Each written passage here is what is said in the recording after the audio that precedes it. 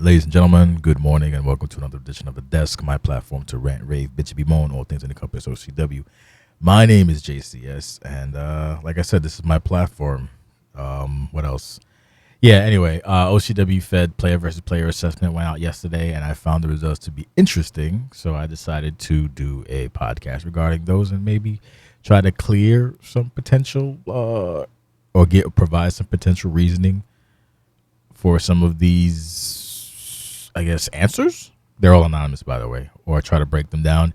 And because I'm very bad at explaining and using my words, because English is my third language, I have provided the benefit of two people, perspectives, rather. With me is the, I don't know, I guess, leader of DNS. And is he play-by-play or I think it's play-by-play for Ambition. Jim, a.k.a. Bash. Good morning. Good morning. I'm definitely the leader of DNS, so I don't know why there was like a question about that. And second of all, yeah, I do the play-by-play on Ambition commentary. Good morning, everyone. If you want to call it play-by-play. And sorry, that was not needed. And in addition, I also have the living legend and not founder, but other, I guess, color commentator for Ambition, because Jake wasn't available. Paul Pugh. Say hello, sir. Hello. I'm not happy to be here, by the way. Yeah, you are. Shut up. Thank you for waiting too while I fucking made coffee and everything. Anyway, so we had the player versus player Tell assessment. them what really happened. Oh yeah, sure. If you want me to go to the story, yeah.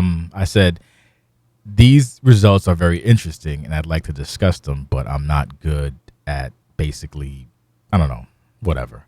And Jake is not available because Jake is living his life. So I said, what better way than to have another orator, which is you, because you've been around the block as well and you can relay your information. No, I just meant the cleaning of the coffee machine. Oh yeah, no, if you're talking about that, yeah, no, that real life. I don't care about that. Oh, okay. Oh yeah, no.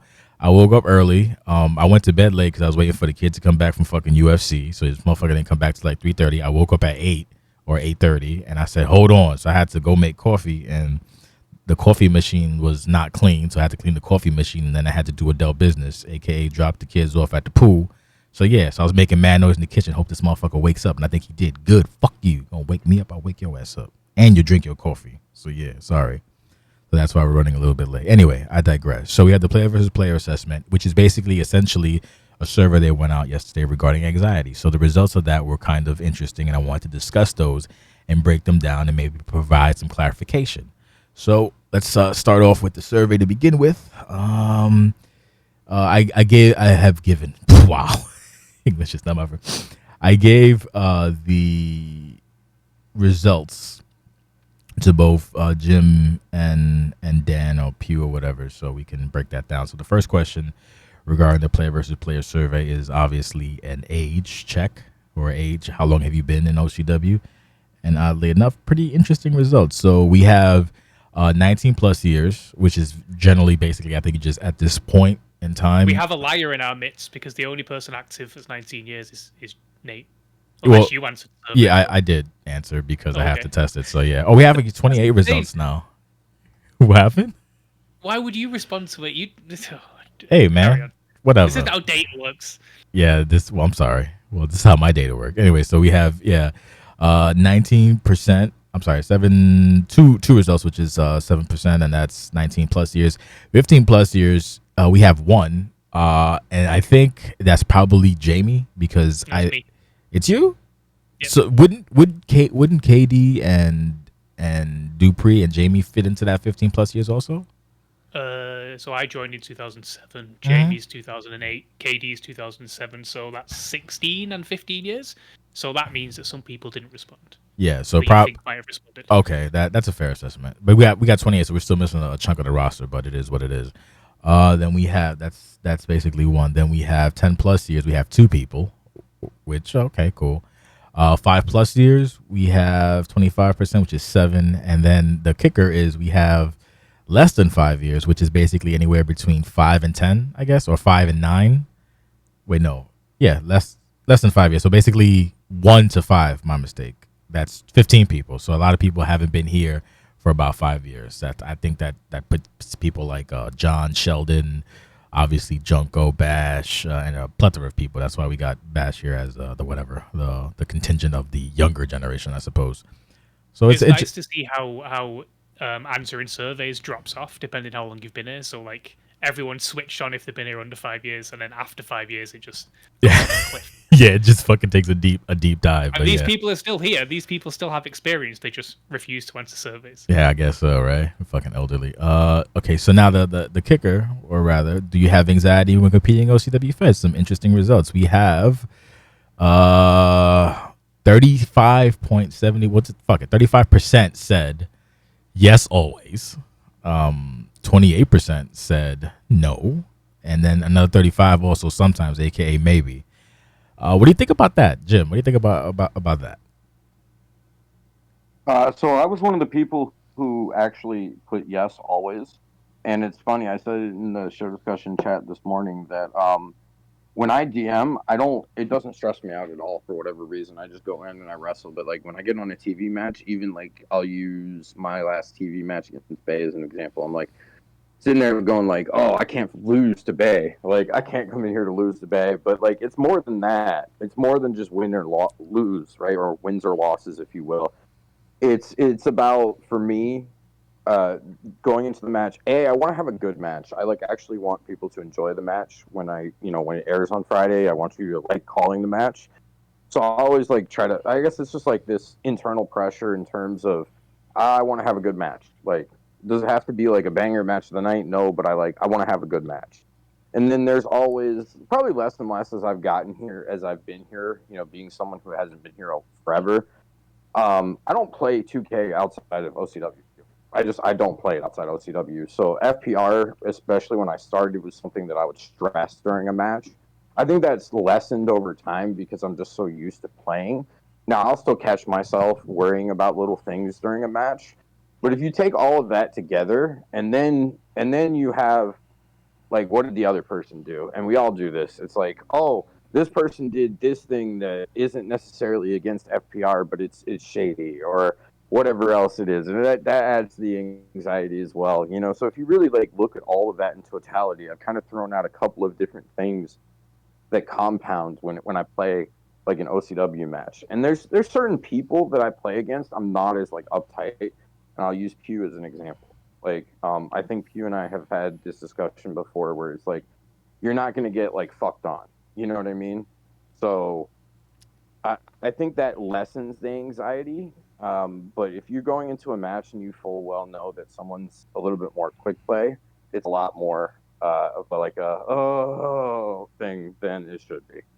It's funny that you say that because that was one of the big to dos in the previous survey, which was like the I forgot what the hell it was called, but regarding like move sets or playing people, and one of the big things was like that mentality is what can kind of muddy the water when you're competing. So for you to say that and confirm that kind of it makes sense. I guess Dan, what do you think about this, and how do you think it applies to you? Because I know you said that I think maybe the last time you was actually nervous was back in 2000 whatever. Yeah, before we were on this, I was trying to work it out, and I genuinely can't remember, and I think that's because you get to a point where none of the matches matter.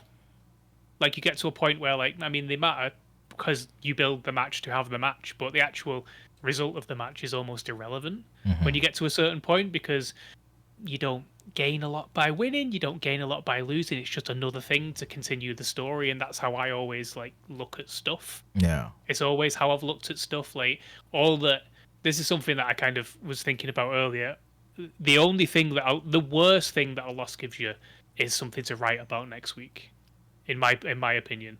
And like, yeah, people on the come up think it's really important to win matches, but I just don't agree.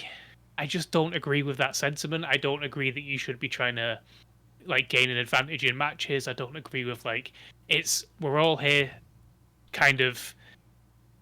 It's a hobby that people are trying to enjoy, and it lessens the enjoy. Well, maybe it doesn't. Maybe the anxiety is something people enjoy, but to me, like 10 people being anxious in every single match is insane. That's Well, like, I yeah. don't get it.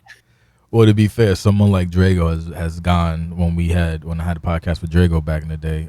He's also made mention that that whenever he plays, he's always nervous, and with him, it's from that competitive mindset. It's also from the fact that he's built this whole thing, so people see him a certain way. So that adds to the pressure, I guess, of competing because like, oh hey, I'm fighting Drago, so it becomes, oh, I just want to, like Russ said, I just want to survive or whatever. So it adds to that. Nate said that at one point as well, something similar. But I don't know if he's actually nervous now because he's old and he has children, so it probably doesn't give a shit. Yeah, Just there's say bigger it. things. That's kind Yeah, of the thing with me is like there's bigger things to worry about. Like if you're getting wound up by having matches in OCW, then you you just need to relax a little bit. got to The worst calm. thing that can happen is next week you have a loss to talk about and avenge. That's it.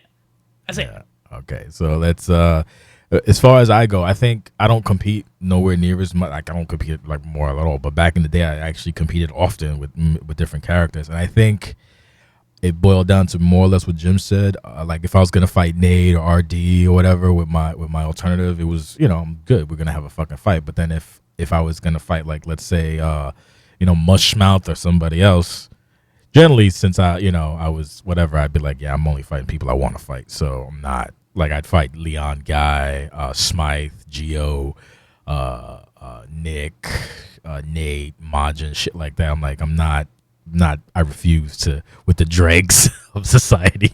No thank. Maybe that of part of my experience as well because I wanted to ask Jim like, is it common to go into a match thinking this person's gonna fuck on me?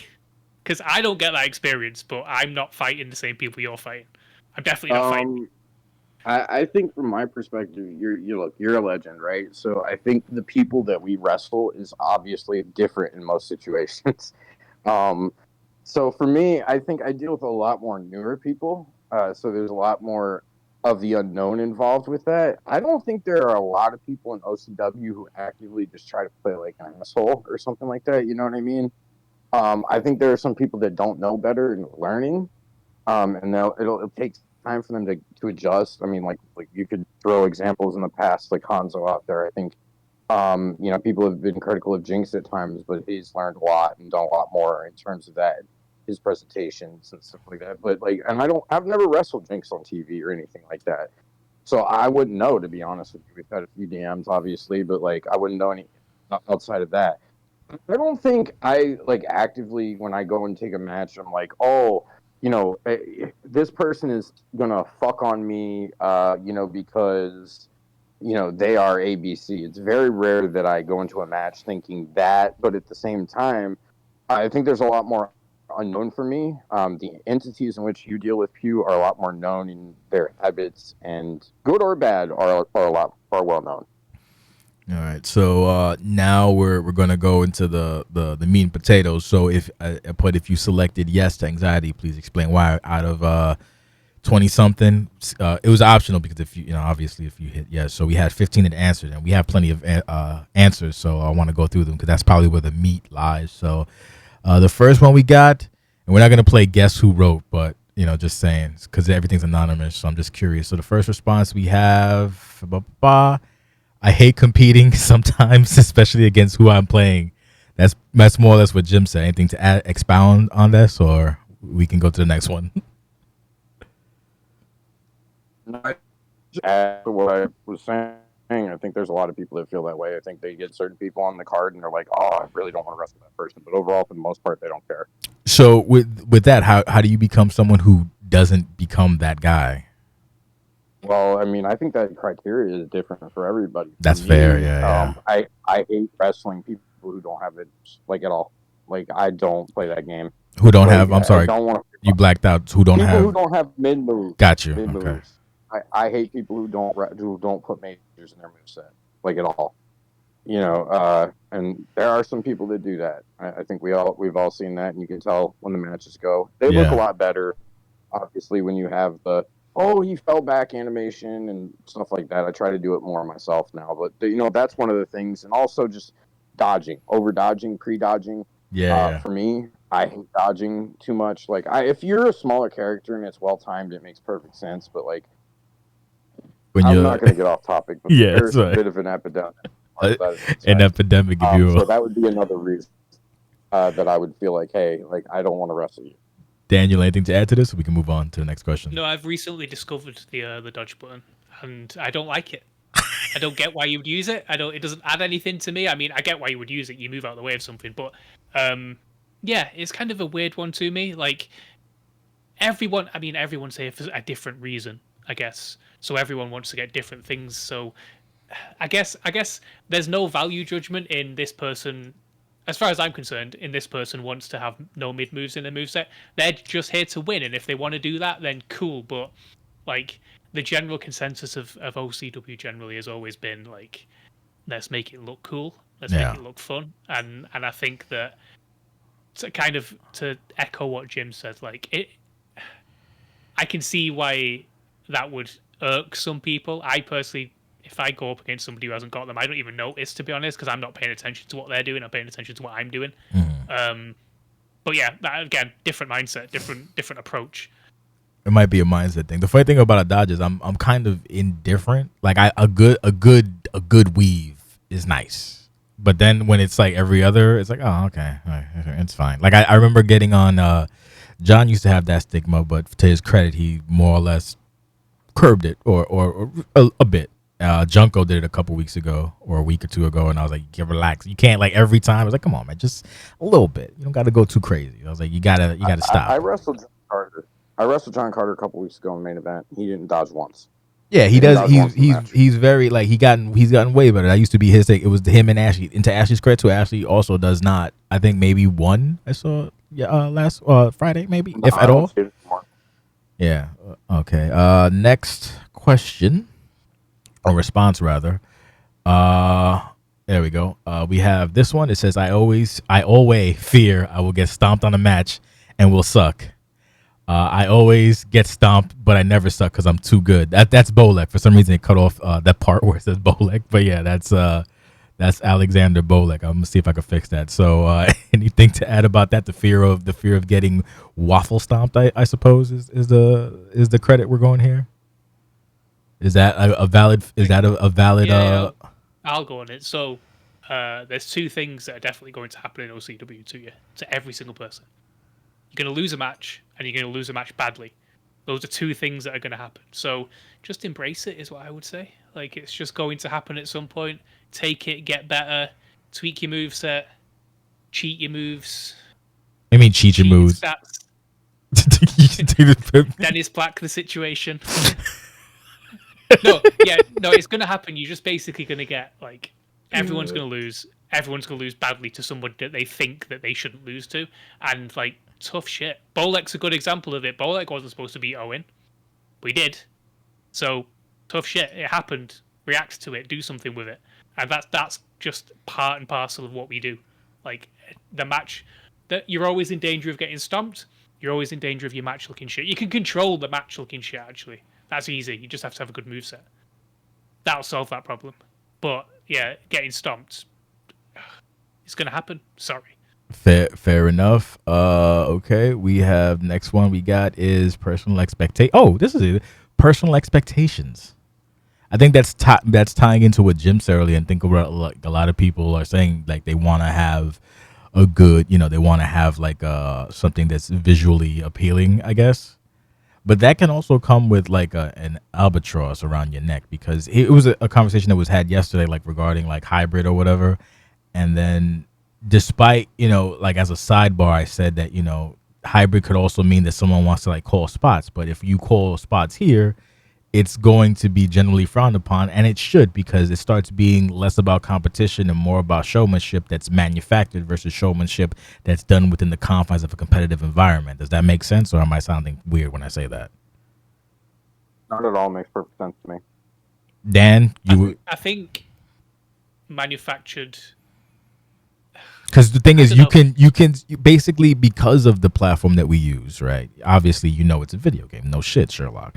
But you can tell when something is done more or less, like when it's done, oh, okay, they're trying to do something. And then when I see that, for me, it takes me out versus, you see something organically because both of these players are exceptionally skilled, or at least they, the stars aligned.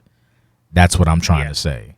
Because No, when I get what you mean. because like for example, the most recent example I have is Dane versus Court Marshall.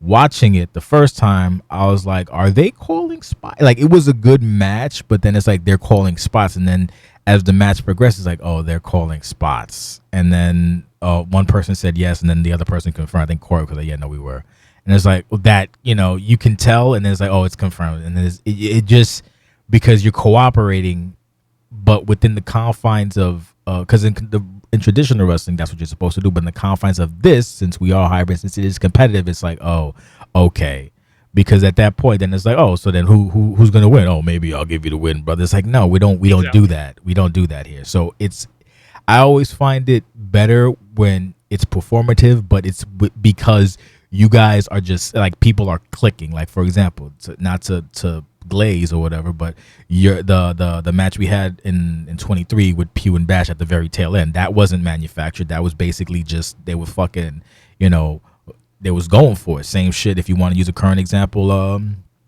last week, Devin and Sheldon, or even Sheldon versus Sheldon versus Lewis. Like they're not trying to hit spots; they're just going at it, and we're looking like it's fucking fantastic because they're trying to win the match, and they're not like, oh, all right, drop, let's do a fucking thing. Oh, let's do this. Like as a matter of fact, we had the Ashley Scotty match. They had like this weird thing that I didn't know how to respond. Yeah, like the intro to it, there was like, it was clearly you hit me, and I don't know if they were.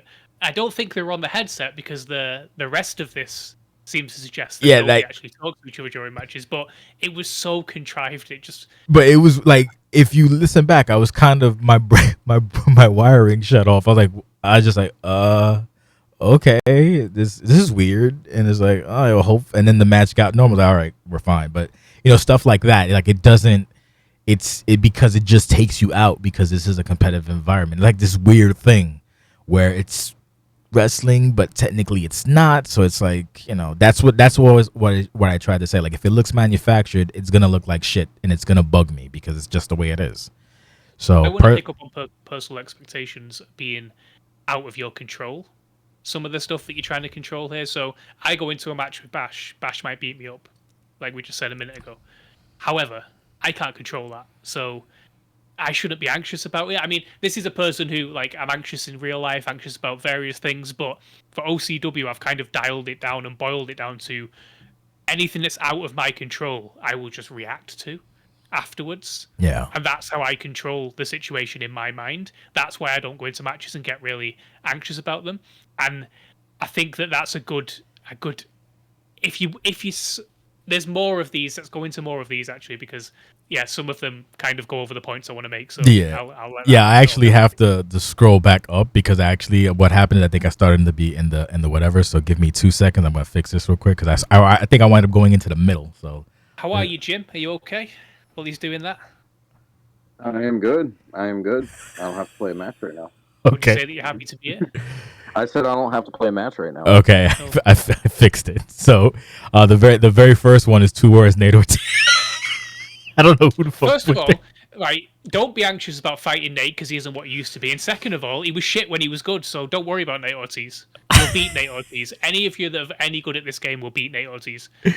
When we get to the one, because I started in the middle, so when we get to that question, let me know and I can fix it again. But yeah, that being Nate Ortiz is fucking hilarious. But okay, I don't know who the fuck wrote that, but that's hilarious. The next one we have is Heat of Competition, which I think is the other one, performative issues, I guess.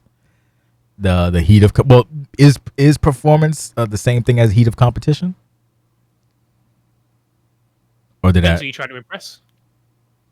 Because if personal experience is about what personal expectation, is what you want from the match, I guess heat of the competition is you don't want to look silly in front of the world. Well, the 20 people are watching. Yeah. So like, if you want to, it could be that. I don't know.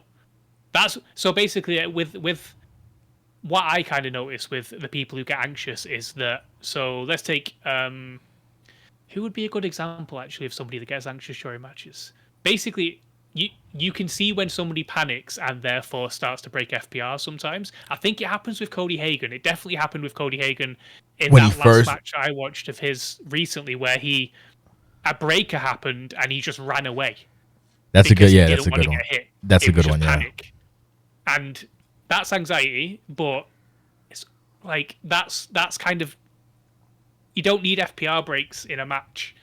And if it happens every single time, then maybe OCW is just maybe disconnect from it a little bit. Maybe just let go, don't care about it so much. Because if losing a match is the be all and end all for you, then you need a better hobby. You need a different hobby because you're in the wrong place. It's funny you mentioned Cody because I think Cody is the most recent example, but the one that like kind of stood out to me is because I said what I found funny is like you can, back in the day at least, you can tell when someone's having like a psychotic break. Danny Watts was a great example because you can tell like the match starts a certain way, then the midpoint he starts losing the advantage, and then you can just tell that the brain is scrambling. Ray's was a good example too, that you can see when he starts going shit like that. So I guess competitive whatever. But I guess that separates the fucking men from the women, the boys from the men, or some shit like that. Wait, no, the women from the girls from the women, and the men That's to not the gender. boys. This. That's Yeah, just saying yeah, it's you're right. Yeah, I the got, wheat from the chaff. there you go. Fair assessment. Yeah, fucking butchered that one, right? Clip that bitch. We have another one. Just nerves during a match. I want to do well. That's fair. I think that boils down to also the heat of competition and performance. I think we're getting a general theme here. That they just want to do well. Like I'm assuming when they say do well, they mean like have a good match. That's Yeah, I don't know what do well means here, because in some senses do well could mean win the match. In some senses it means just put on a good show, and like that's different to everybody, right? that's So fair. Yeah. what does that mean? Like, Jim, what does put on a good show, want to do Yeah, well mean to you? so you make a great point, because subjectivity is really the theme in this situation, because it's up to each person how they look at it. For me, I think first and foremost, having a good match or having a good performance is about making sure that you put on a match that is fun to watch.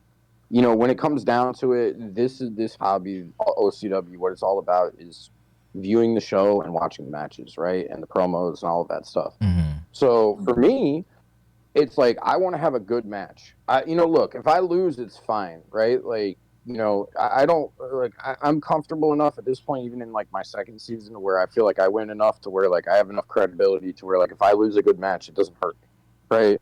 Like it's one of those things. So the next thing, obviously, you want to win. You do want to win. It's a competitive environment. Anybody who says they don't want to win is lying, because you don't come here and compete and work hard and put all the work into creating the characters and building them up and doing all of that to not try to win. That's what pro wrestling is about. Is about getting a W, right? It's a performance art, but the whole sports aspect to it is getting a W. So you want to win, but at the same time, I think, and I've said this in the past, performance is about being able to accomplish your goals without impugning your integrity or compromising your values, I right? like In that. terms of being.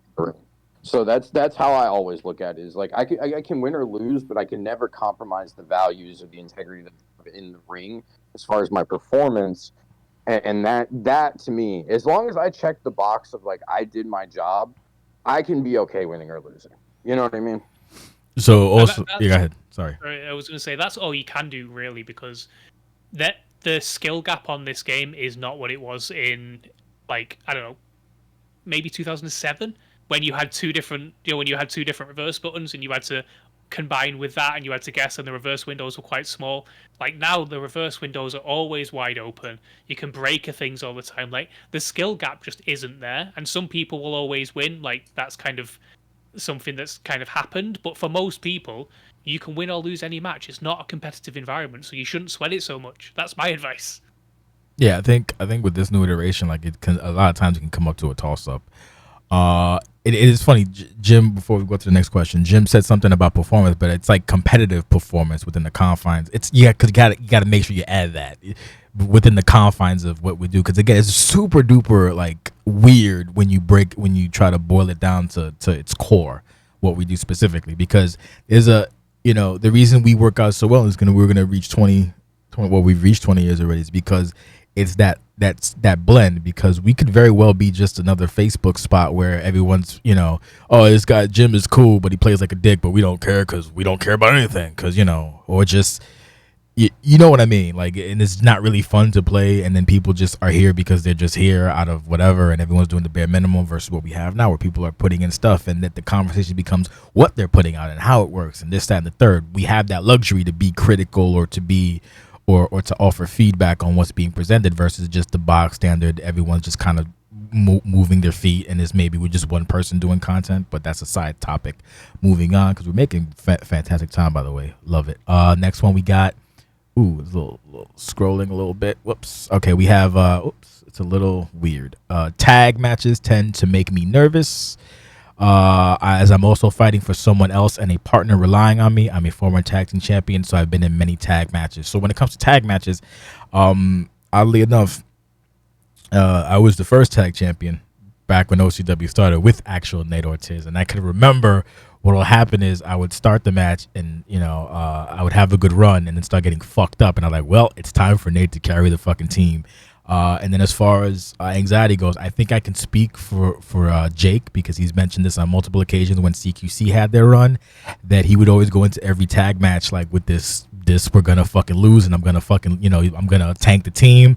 And then Russ, he would say that Russ would basically become Russ VP and like carry the match. And well, you've been in tag teams now with Russ as well, Dan, and then I know that Bash does a lot of tag team action. So I guess speak on this. Whoever wants to chime in, jump in for it, because this is actually very interesting. I think it's all about your partner and who you're relying on. I've had a lot of different tag team partners in my tag team matches, so I've had a lot of different experiences with that. And I will say, when you have good rapport, like me and Samuel Oman are friends prior to OCW for a long time. Okay, so like we can get in a voice party and communicate amongst each other in a tag team match in a way that we're effective, right? And we know to tag. I don't always necessarily able to do that with others, at times. So I think it's more about who you're tagging with and your level of communication and rapport with one another than, like, look, if you're in a blind tag match with someone, which I've never been in, obviously, because I'm in a faction with 800 people. So like, why would I be in a blind tag match? But the point being that if you're comfortable with the person, yeah, it's okay. But if you're not, I can see where that comment is coming from. And it's like, oh, I'm like, I don't know what they're going to do. You're like, what are they going to do? Are they going to tag out? Are they going to tag out at the right time? Are we communicating over voice? Which, brings up another thing we'll talk about later, right? But overall, for me, get the right partner, and tag team isn't so bad. I mean, the worst part is getting into the game, not actually playing it. Daniel? Again, because I've got Russ as a partner, I never really sweat tag matches. Like it's that thing. I think once you've been here for however long I've been here, 18 years. Jesus. You just get to a point where like you're not worried about letting anybody. You're there. I'm here for me, right? I don't care about anybody watching. I don't care about sort of how I look in this match. Like, I'm here because I like playing this character and playing this little game in this little environment. And like the win or loss just gives me something to talk about next show. Like that's all it's ever been for me. And I know Rust feels the same. Rust doesn't give a shit if he loses. Like genuinely, we'll go into these matches going probably going to lose, and then we win it, and then we go, okay, cool. What do we do now? Like there's no onus put on it. No one's like desperate out the two of us. Nobody feels bad if the other one loses. Like it's just kind of we'll get them next time, whatever. Like and I think that I'm speaking from a privileged position where Rust is my partner, but like in the past when I've had blind partners, like even then, like blind partners is almost better. Like who gives a shit if you lose? It's good for the story if you lose, because most of the time it's an odd couple pairing, and most of the time if you lose an odd couple pairing, it gives you fruitful content for the next few weeks, because it's this person's fault we lost, and then you can go from there. Like it's everything in OCW should be about building the next piece of content, not about winning or like nobody remembers if you won.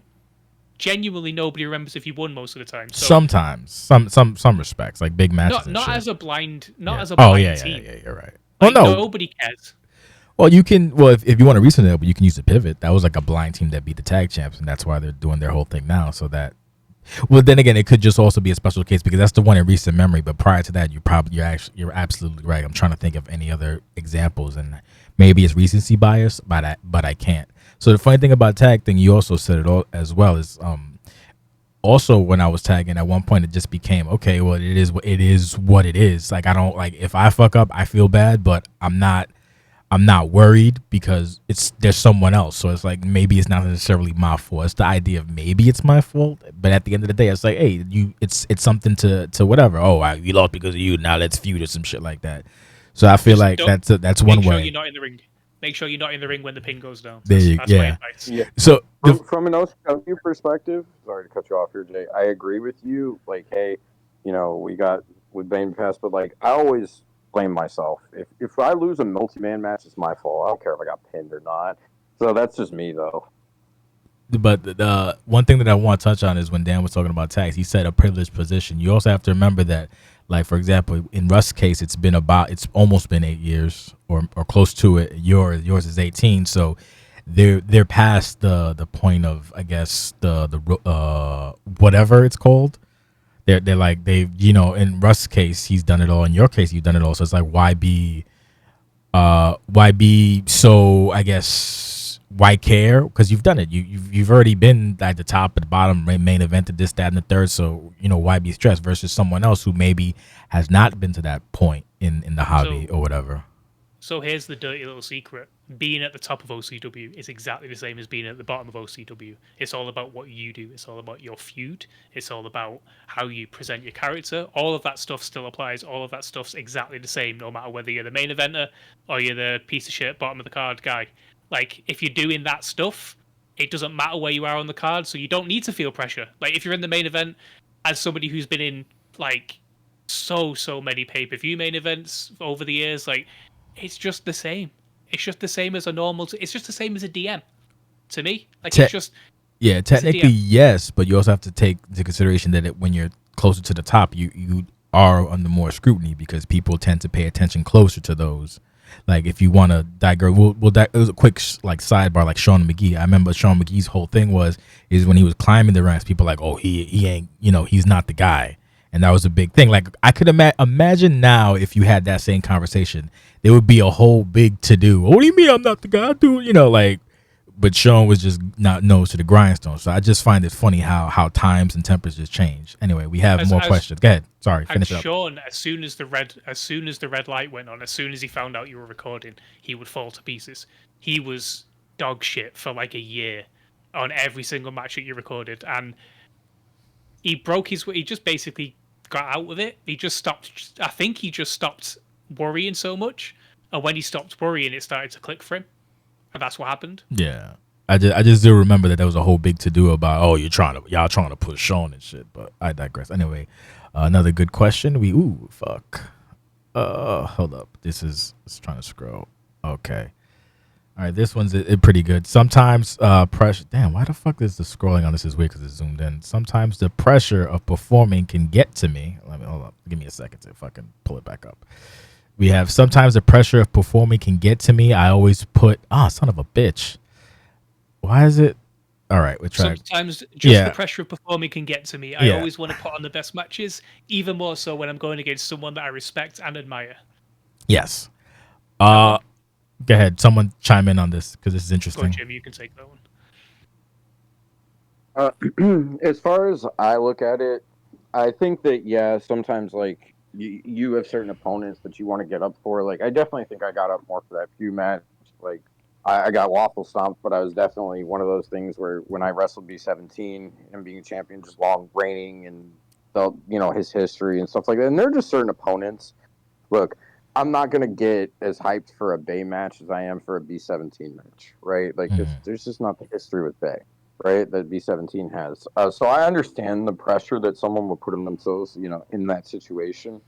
And I'm, like I said, I get anxiety with the matches, but I also try not to, like, put too much, like, this immense pressure on myself. And I think that person just kind of has to, like, take a step back and go, it's okay. Like, you exist whether you win or lose, as long as you're making content, right? So there's a way to, plan the next feud, as Pugh would say, or plan the next promo or the next thing that you're doing. So there's always a way forward. And for me, I think that that's what people have to understand is no matter whether you win or lose, or you go in, you have a match, a good match, bad match, there's always a way forward for you to figure out how to do the next thing and how to do it better. So I would say that.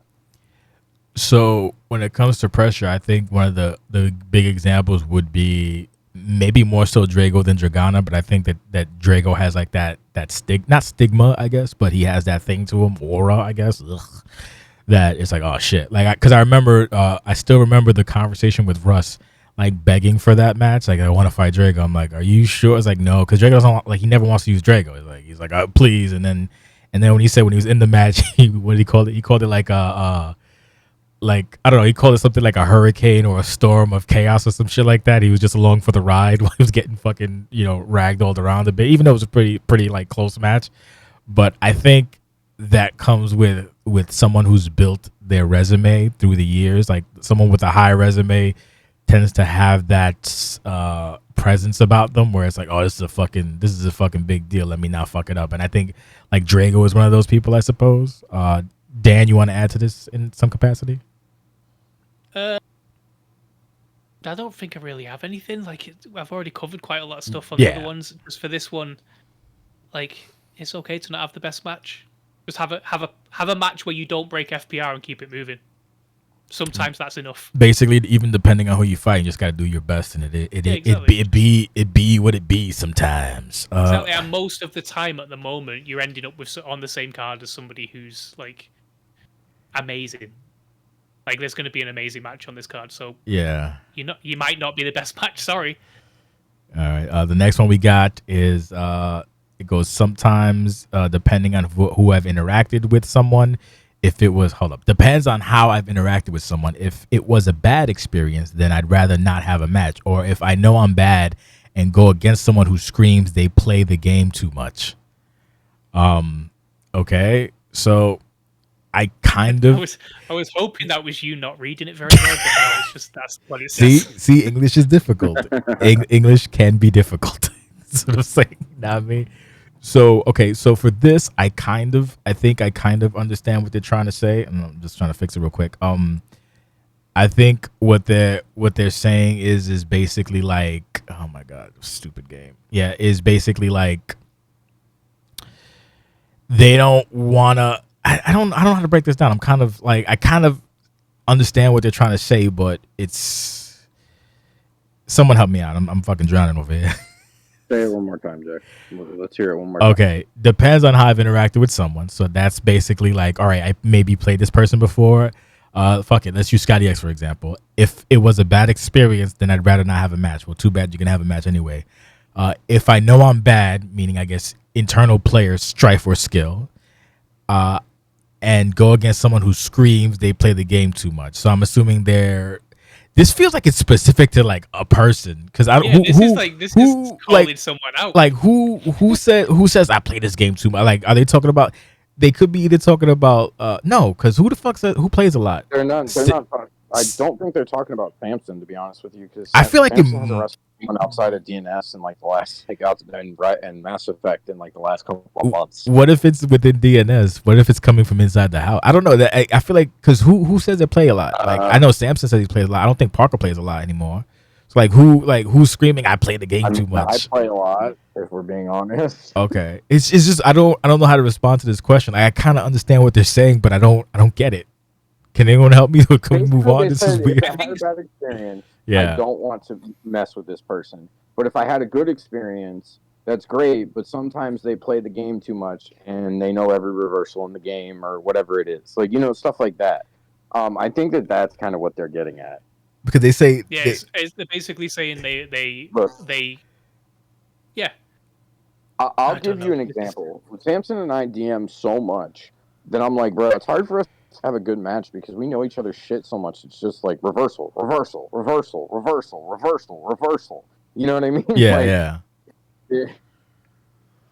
So I think maybe I read it. Maybe when they mean screams, I think rather than say the person screams that they play too much, they probably mean that in essence, oh, that this person I'm playing, it screams that they play the game too much. You get what I mean? Like, Yeah, they Yeah, play the that's game fine. to play the game. yeah, like they're Like they play the just, game. yeah. Versus someone who's like, oh, I'm always playing. Like, now that kind of Honestly, makes sense. So yeah, I don't think we have a lot of people in OCW to just play 2K like that, though. the only person I can think of honestly is just fucking Samson, and maybe you to an extent, because I know that you be having like those little sessions and shit. So yeah, that's the only person I can think maybe of. me. I don't know. It's it's still. Yeah, I'm glad we could. This one is. You already said it. You said you're fighting them anyway, so tough. Yeah, Onwards. yeah. Move on to the next one. Okay, we're moving on to the next one, and this one's gonna take up the screen. Oh god damn it, this stupid thing. Okay, it screwed up a little bit. All right, there we go. Perfect. If I knew, I'd try to stop it. So that means that they recognize there's an issue and they're trying to make it whatever. If I were to lob a guess, it's because in OCW things take time, and when you lose, it can feel like you've wasted weeks, if not months, if not years of time. Holy shit! Whether that's just your feud or your entire character arc. And that's not just in storyline. All the time spent DMing or creating content to portray a certain character can feel like a waste if two belt Tommy can still whip on you, or lose to No Shoe Drew and you're still stuck right where you are after all this time, after all I've done. That's an interesting take. So I guess we'll open up with Jim and then Dan, and then maybe I'll try to put in my 2 cents. Go for it. Well, that sounds like some projecting, to be honest with you. I really think that this person is maybe unhappy with where their career has gone so far. And it seems like it's been over a number of years. So it seems like, based on the way that they wrote that they are a tenured veteran. So I don't really want to speculate on who it is. Yeah, you don't have to speculate on who it is. Just try to like get to the meat of this. Yeah. But the whole point is that yeah, things can go better. I think that, look, even in my short 2-year career, I would have really appreciated winning one of those 2 title matches. Like, my career could have gone better so far, stuff like that. Mm-hmm. But you can't get down on yourself. You have to move forward. You have to make the next year better. You can't spend your time looking at the last 7 and being down and melancholy about it. It's one of those things that if you don't try to move forward, then you might as well just retire or something like that. Not trying to be harsh, but it's like, either get over it and move on, or don't. Danny? Danny, I don't like Danny. I'm sorry. This is a person who. Well, let's have an seriously. Okay, So what I was going to say was, like, in OCW, if you portray yourself as a certain thing, so let's do a king, for example. Like a king who always beats everyone. You come in the first week, you're like, I'm going to beat everyone. I've beaten everyone so far. I'm going to beat you. They lose. Well, now they can't be that guy anymore. Mm-hmm. So that's like a really crude example of, like, oh, they fucked themselves by painting themselves into a corner. One of the easiest ways to get around this is to just paint yourself little ways out all the time. Always allow yourself little side exits if you need to. So, for example, like little chinks in your armor. I don't know if we can say that anymore. Can you say chink in your armor anymore? You can say whatever the fuck you want. You're the woke one. I'm not. Go ahead. You build chinks into your armor so that like there's always an excuse. There's always a reason that you might have lost. So it doesn't feel like the worst thing in the world when you do. If you build yourself up as a world title contender, for example, and you lose every single one, like every single title match that you have, then suddenly you've got I got to keep going. I'm going to keep doing it. Suddenly I'm going to, I need to build this up. I need to get back. I need to come and win the big one. And then you've got this person's never won the big one. This person can't get it done. And you've got all of those little wrinkles that are built into that. Mm. If you just go forward and go, well, if I lose, I'm done, then that is you taking OCW or taking your character too seriously. Like, you can't take your character too seriously in OCW because, like I said earlier, someone's going to fuck on you. Someone's going to ruffle stomp you. You're going to be embarrassed. Someone's going to pull your pants down on Turmoil, and that's going to be that. And if your reaction to that is to throw your toys out of the pram and, oh, I've been building this for years and it didn't work out and now I've got nothing left, like chill out. Let it go. Build your character, like, build back up. Go Guy Fausto. Go. Oh, it is. See, it's funny. I'm so glad you brought that up because now I actually thinking about it. I have a couple of historical references. So Because that was his shit. That yes, was literally spoiler his alert. shit. Yeah, spoiler alert. Here's some historical stuff. So if you're not a fan of history, you might want to turn off the podcast. That's me being petty. I apologize. So first things first on this, I feel like what you said, like they take their character too seriously, might be the crux of it. Because if you're doing content, then a loss or whatever, it doesn't matter if it's on Lucian or whatever, it shouldn't basically be like you said, throw it out of the pram or your entire character arc is out the window. And in addition to what you said, for example, when you come into OCW, like I know you remember that dude, right? He came in as this big fucking Grim Reaper dude or whatever the fuck, and then Could have been. There's been 10. I know. 15 Well, when I get to the rest of the story, you'll understand. And then I remember, me telling him on the shout out, this might not be a good idea. And then I remember everybody else. I remember Hoot saying might not be a good idea. And then rather than take the information with a grain of salt or whatever, the dude was very like, I know what I'm doing, whatever. So he was booked against Tiger Man, Matsuda's little tiger dude. And Matsuda beat the fuck out of him. And he's like, you guys are trying to sabotage me. And then he left. It was Lazarus. Yes, Queen. See, I knew you'd know. So that's the example where I'm like, well, we're trying to help you. Like, hey, don't do that. And then it's competitive anyway. Like, and the thing is, he wasn't that good to begin with. So, like, what do you expect? Like, when you have that kind of character? Leo Grimm is kind of an example of that, but not so much because Leo Grimm played like this real death domination guy, and then he winds up losing. It's like, oh, this is kind of weird because he's playing this dominant guy, and then he comes back with Nate Mack. There's a whole different side story about that, but Mack is a phenomenal character, and it works because it's actually him. And then what you also mentioned, there's been plenty of examples of people eating shit and moving on to fantastic things and having arcs. I can think of off the top of my head, you mentioned Guy Fausto, definitely. When Fausto first joined back in like 06 or whatever, he was not good at the game. He was very much bashed like at the game. He was not good. And then that was because back then moves had, and we're gonna talk about this for a hot minute because it's actually interesting. The moves had damage values. So like you can have a move that does 16 damage, you could have a move that does 4. Guy being a normal human being like myself or whatever, he had a bunch of 4s and 8s versus people that were using 12s and 16s nonstop. So he was getting beat repeatedly. He was getting waffle stomped, and there was a point where he was getting disenfranchised. So I was like, look, stick with it. And then he fought the man they call Terry Knee, and he basically, like, he didn't win. But remember when we go back to when we were talking about earlier about panicking, he got to the point where the man they called Terry Knee was panicking as fuck, and he slapped on a quick sub to tap Guy out. So I'm like, you see that? You're playing better. You're adding some a 12 here, a 16 here, and you're picking it up.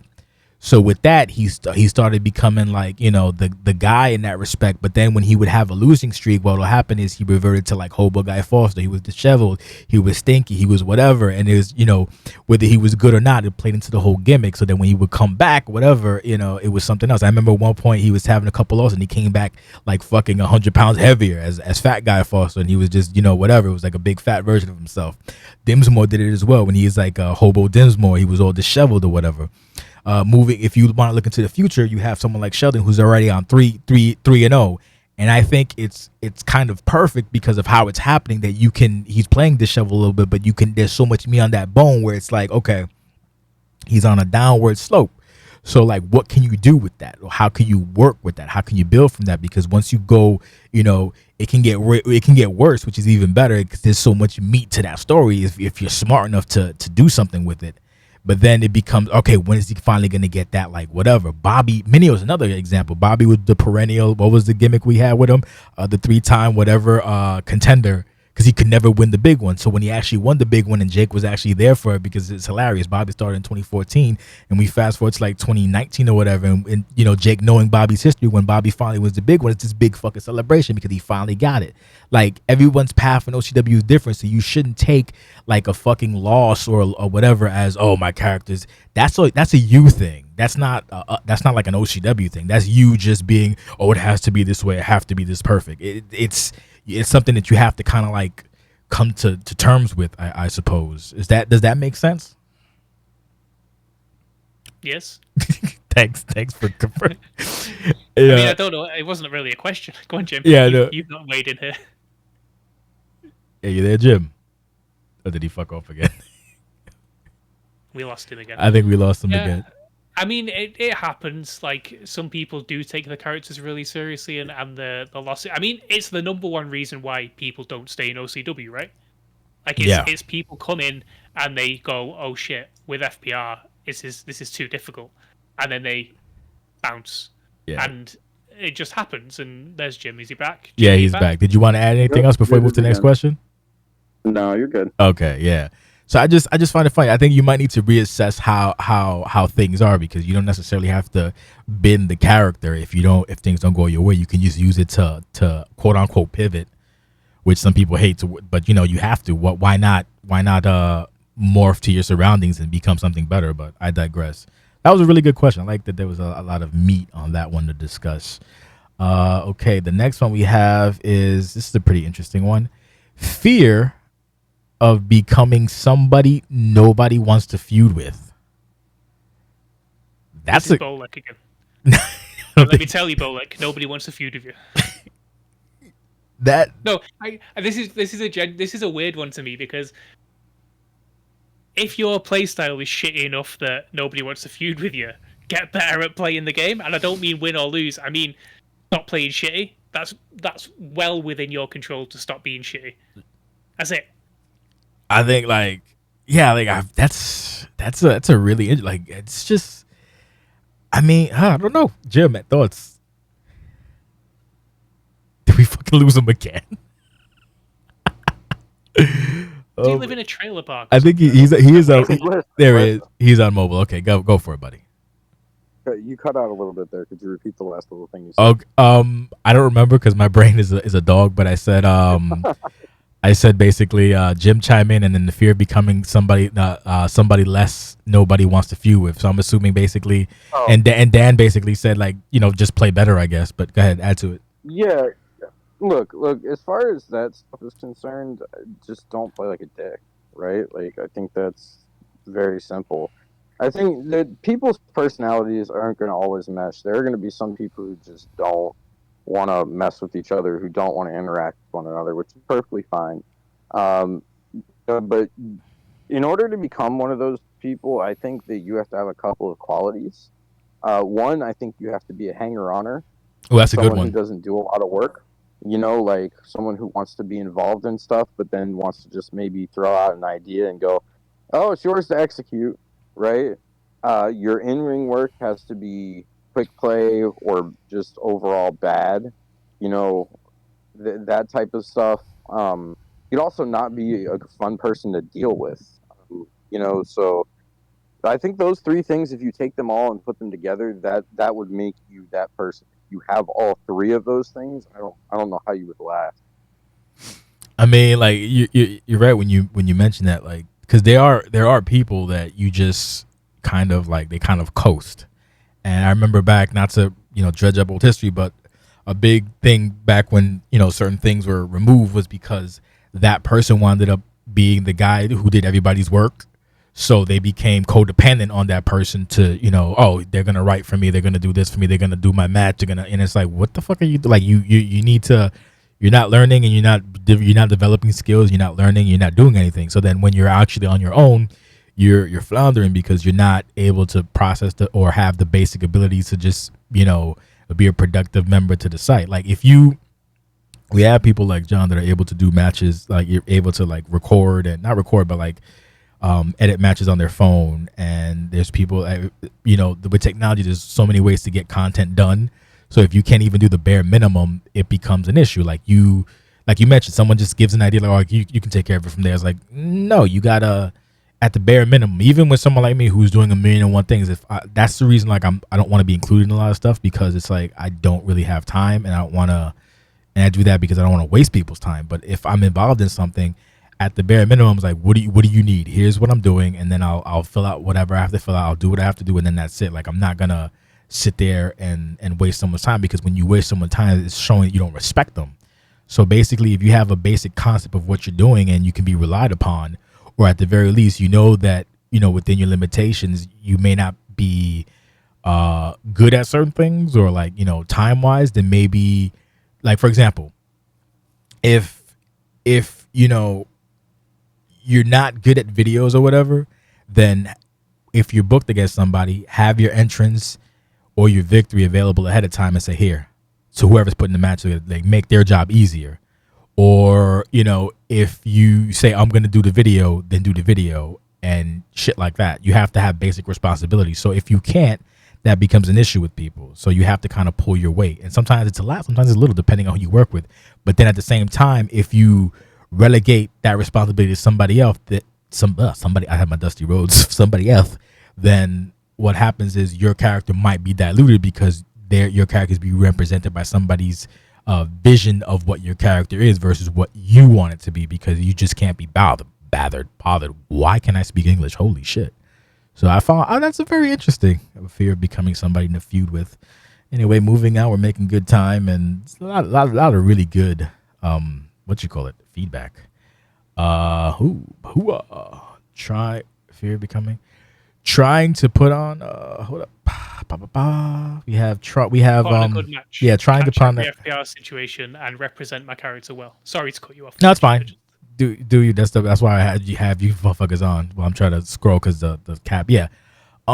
This is what you call it, catch everybody. Yeah, no, this is basically somebody who is kind of called. This is probably like if I was competing regularly that I would be in this camp. Like I want to make sure that, like when I fought Spider, even though my first time I fought Spider was but I was trying my best and I still came up short. But it was still funny because I don't play. But then when I fought like, let's say Dims or Sean, it was more on point. Like because I'm in the pocket and doing what I got to do and trying to whatever. But yeah, this is. What do you think? We'll go with Dan and Jim. I think if you're worried about FPR every moment of every match, then that can't do good things for you. Like, people play the game enough that FPR shouldn't be a concern. You shouldn't be worried about it. Also, the worst thing that I know, Jay, you're going to yell at me for this, but the worst thing that happens if you break FPR is Cass at you on Discord. Like, if you keep doing it, then you will be suspended. But ultimately, like, the worst thing that can happen is somebody will go, "Oh, you broke FPR," and you go, "Okay, cool, I won't do it again." Like, you don't need to worry about FPR. FPR improvement comes with reps.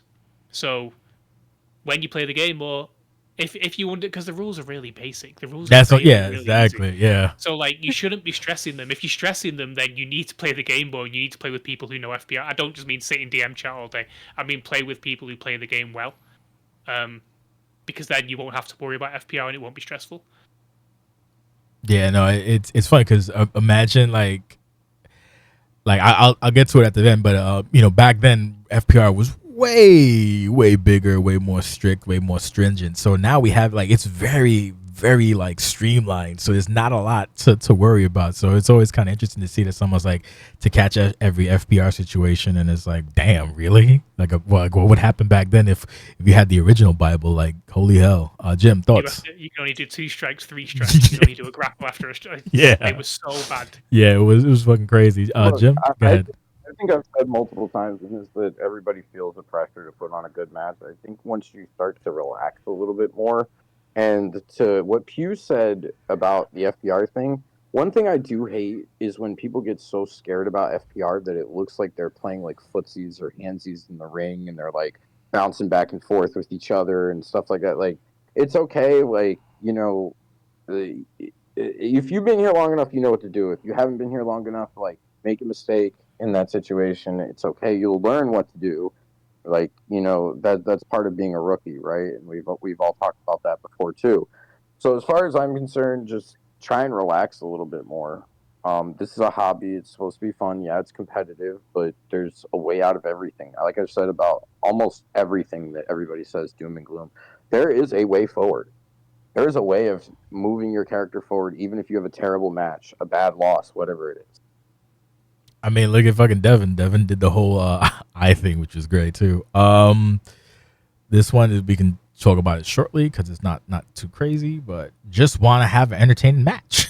That kind of spins into the other one. Basically, if you want to have an entertaining match, you just gotta be on your P's and Q's, I suppose. Nothing really to add to that one. It more or less can be lumped in with the previous question. This one I like a lot. Okay. This one's a pretty good one if it wants to cooperate. Okay. High expectations.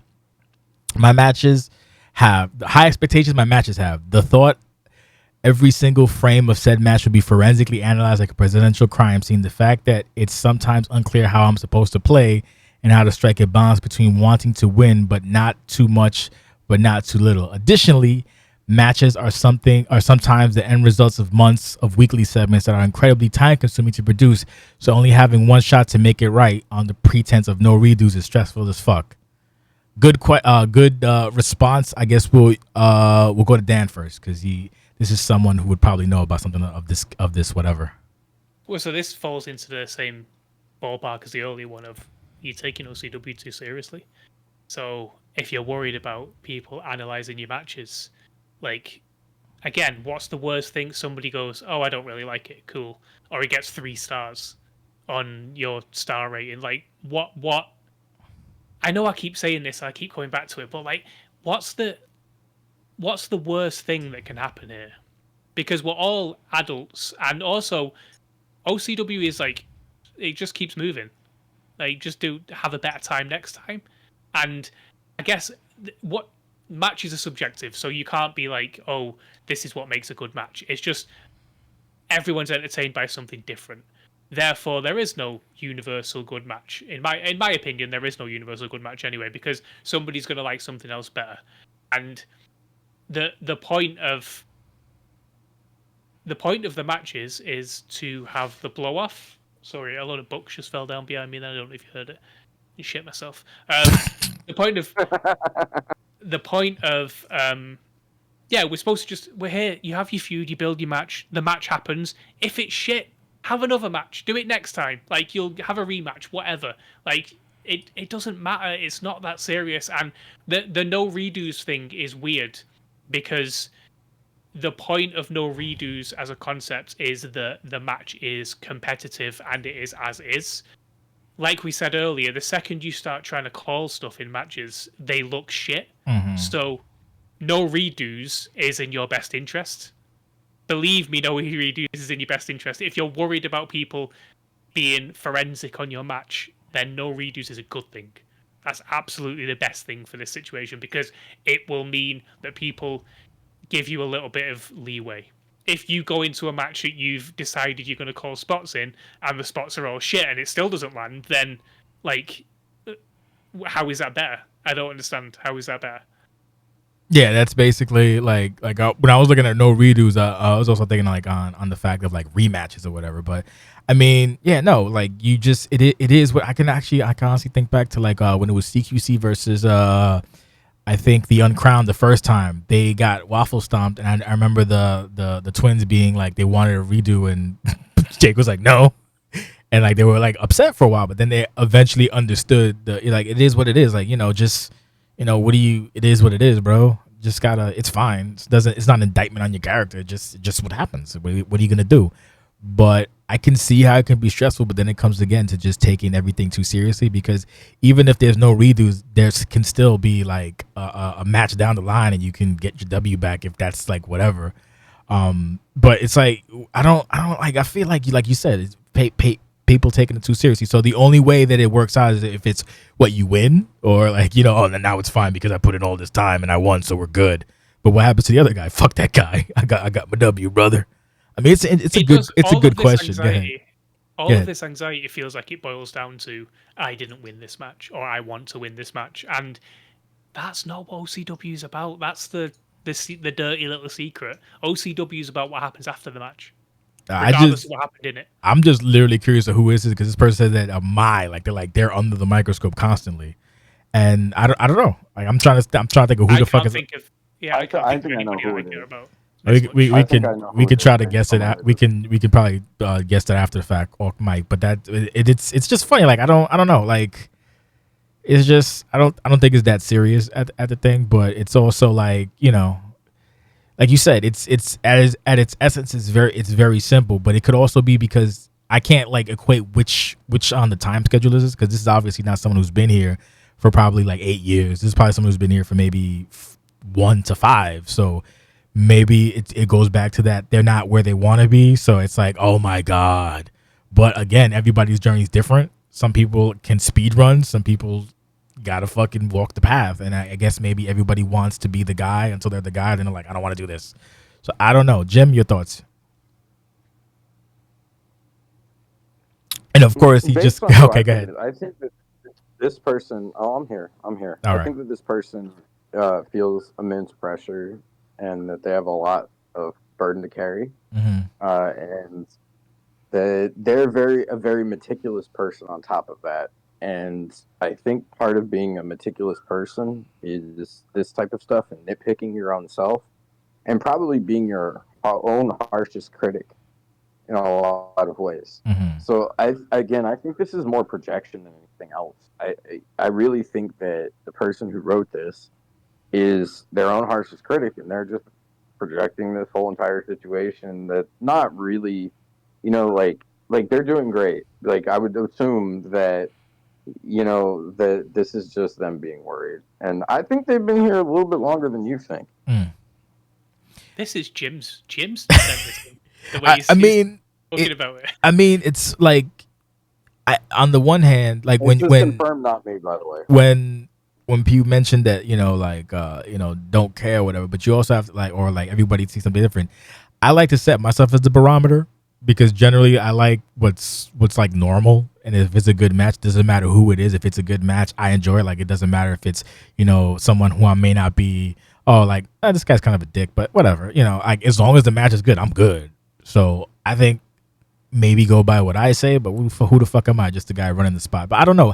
I think in addition to that, with this, it's like people don't necessarily remember all the matches, but like Pugh versus Rex, number 1, was garbage. And I always bring it up because it stands out as garbage, because it was a match that I really wanted to see, and it stunk.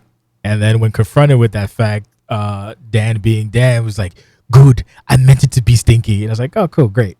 But we did get into that match, and we were like, this is dog shit. And then you double down, and Rex is also like, ugh.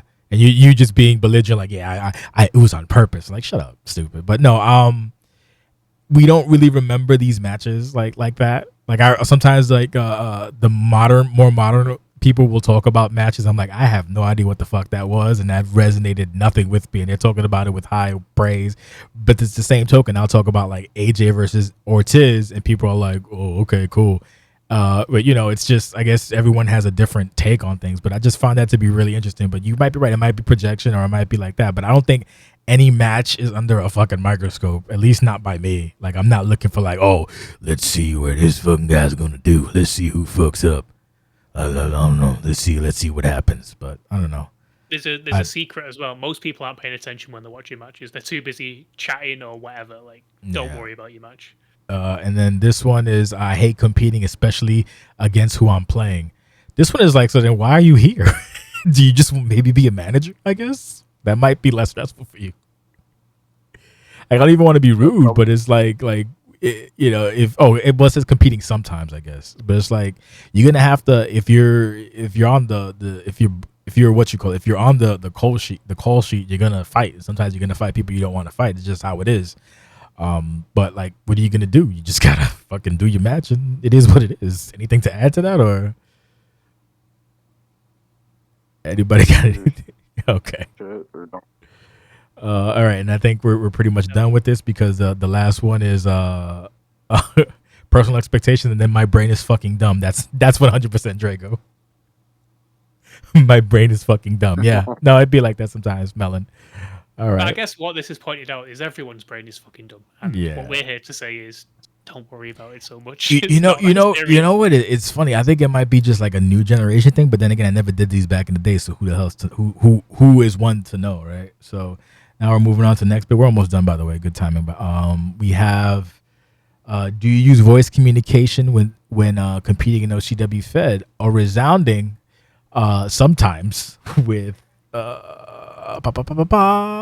resounding sometimes with 71.43. So the funny thing is, once communication became a viable thing, the idea was that you would always be in communication with your opponent, because it's just, I guess, easier. But apparently a lot of people really don't go on comms a lot.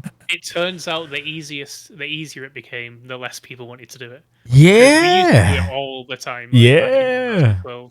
every single match you're on headset with someone. Yeah, that's fucking funny. So let's go through some of these. I guess I don't think we have to discuss these too much, but yeah. If no on communication, please explain why. And they put I don't want to talk to people. While I'm stretching. Put that, but I actually do talk to people while I'm stretching. I feel like that. I feel like Rex wrote that. No, it was me. Oh, it was you. Oh, yeah. But no, one of the most fun things you can do is to just be on headset with somebody. Like I'm always talking shit to Russ, talking shit to Bobby. Parker, the only way that you could beat Parker in the day was by making him laugh. Yeah. Anytime we fought for anything, we would go on headset and I'll just pop shit, and once he giggles, I hit him with a fucking stunner and get the 1, 2, 3. Yeah, like I don't know. I feel like it's like it's one of the best parts of fighting somebody. Like just to be silently playing is kind of, or at the bare minimum, at least on fucking like text. So like whatever, just typing shit or whatever. Like I can't see fighting someone and not being like, I was on comms with Dims, I was on comm with Sean, I was on comms for the 6-man we did with Mugen, Nate, Dims, Trash, and Jake. Like it's just I don't know. I can't see not being on comms even just to fucking communicate and talk garbage. It's fun, but it's weird. I don't know. It's also a really good thing because you can be coached through the match. So say you're somebody who doesn't know what makes a good OCW match. I have air quotes in the air there. Then the other person could be like it's literally just sometimes shouting out "pin me" or sometimes shouting out "throw me out the ring" or just something like just to kind of keep things entertaining. Yeah. And like it is calling spots almost, but it's not calling spots. It's kind of stuff on the fly. It's kind of just like, oh, pin me after that big move, and then that becomes a habit for somebody, and they keep doing that after a big move in other matches, and like it is a real thing, and that's why like you can see who's been coached and you can see who hasn't in OCW. Basically, trying to give someone good habits, because I actually do see like there'll be like someone will hit something that looks like it murders, and I'm like, oh, and then they just kind of pick them out like, oh, like it's shit like that. But no, I get it. I think the best example would be that chair spot at Lucian fucking, was it 12 or whatever, with Nate and Tibby and you. That's what that one that sticks out to me. Hit was with the chair. Yeah, because he went out the ring, he got the chair, and I was like, "Fucking hit me with it," and then hit him with it, and hit me with it again, and like it was meant to be Nate's downfall. That was the point of it. His descent into madness. I mean, you were both dead anyway, so what the fuck are you gonna do? Might as well just get the fucking shots in. Exactly. And it was just like, oh, it was a fun little second. But yeah, there's I guess a difference between coaching and calling a spot. But it sounds like it's similar, but I don't know. In my head, I know what you're talking about. Versus, all right, we're gonna do this. All right, we're gonna do that. Versus, like, hey, you just fucking murdered my guy. Go for fucking cover, and then fuck it. Maybe I'll, like. But then again, with this one, you could get sudden death real easy. And to kind of roll it back, you could really get to bring it back to what we were talking about earlier, Jay, when we were talking about that Skaddy and Ashley match. That was like, you looked at it and went, there's gaps here, this doesn't feel right. But when somebody covers somebody after a big move, that's a good spot called, I feel like. That's something where you can kind of go like, okay, that makes sense, that's logical in wrestling. And I think that, yeah, sort of the back and forth thing is logical in wrestling in real life, but on this game, it just doesn't look like that. And like it's kind of like I'm trying to justify calling spots after saying it was shit earlier, but like, yeah, I kind of know what you're saying, but like, for example, I guess a bad example would be like, if you're gonna hit a high, if you go into the top, and you know a lot of times top rope moves, they will not fucking, you're gonna get reversed, and you tell them, oh, don't do that. Don't be like, oh, let me hit this high spot. Like, no, don't do that. But I don't know. It's this weird, goofy line, I guess. I don't know. Some people get it, some people don't. Is all I can really say. Jim, you want to add to anything? Yeah, as far as the calling spots thing, I think that, like, I've talked to people after the match. A lot of people don't like getting on comms during matches for whatever reason. I love being on there. So personally, I prefer it. If I can do it every single time, I do it. It's easier to communicate that way. It takes a million years sometimes to get lobbies, so it's a lot easier to talk to a person than try and tag back and forth, if you know what I mean. And during the match, if something happens, like a split or something like that, immediately. You know what I mean? Stuff like that. It's also fun just to talk, like, that overall, I just enjoy the conversation. Yeah, So yeah, it's gotta keep on. As far as the spots are concerned, I like the organic spots. I don't think. I mean, I've told people after the fact, like, hey, you probably should pin more, or you should probably pin after this move or that move. But I don't do it during a match necessarily. I'm like, oh, do this or do that. It's just afterwards I will offer like a little bit of like, hey, if try and pin a little bit more. And some people don't like pinning because it puts you into a neutral position in terms of FPR, which you know the whole point of a wrestling match is winning it. So you should pin people because you're trying to win the match. So even if they kick out at 0, it's okay. Like, just pin them. Yeah, that's like this But whole. Yeah, I'm sorry. Continue. no, no. You can say what you're going to say, and then I'll continue Oh on. no, it's funny because you were mentioning like the kicking out at 0 or whatever. So I remember it's funny because I'm gonna bring it up because Parker was like trying to get on the wave. Oh, you guys should at least one or whatever, and that was his thing for a couple of weeks. And then in the match he had with Sheldon, he did the 0 thing like 3 fucking times. So I said, hey buddy, he's like, yeah. I'm like, yeah. So maybe not bring that up anymore. Yeah. Well, I felt pins, but that's okay. It's like, yeah, it's easier said than done. But yeah, but yeah, back to what we were saying. Yeah, no, you should communicate, but then I guess like I don't know. Do you really want to communicate with insert name here? I don't know. It's like I guess it's night and day. Like I honestly can't see like me not being on call with somebody to do a match. Look, I've done matches and tags like Mad Dog, for example. He's got like a young daughter. I've got kids. Yeah, right? yeah. So sometimes it's hard, and you can hear, and like you don't want to be mute and unmuting during the match. Like, yeah, I that's try a to good keep my point. hands controller, but like my background in my house can get pretty loud, and it's not like right now I can sit outside. You know what I mean? I can talk to you guys, but like during a match, obviously can't do that. Yeah, that's fair. There's that factor into it as well. I think that maybe when OCW first started and like those things were starting to come around, that the overall talent pool was probably a bit younger. Yeah, too. definitely. You know what I mean? Overall, because everybody, the average age is probably up a little bit, which means that people are gonna have more things to do. But I always prefer it, and as far as spots are concerned, I don't like contrived spots. I'll talk to someone that's like, hey, if we get a chance to do this during the match, it would be cool to see. Where I'm not going to give it to you, you're not going to give it to me. You gotta take that right? shit, bitch. But exactly, you got to take it. But like, if we could see this during the match, it would be cool. And I will mention stuff before matches, stuff like that. But I don't, and I'm upfront with people. Don't expect me to give it to you, and I don't expect you to give it to me. You know what's a good example of that? So, a good example of that is that thing Bay tries the 3 those 3 running elbows, and I think he's maybe done it. He's actually succeeded it maybe once out of the times he's tried it. Like he's trying to do it. It's either gonna happen or it's not. But it is what it is. He hit me with 2 out of them.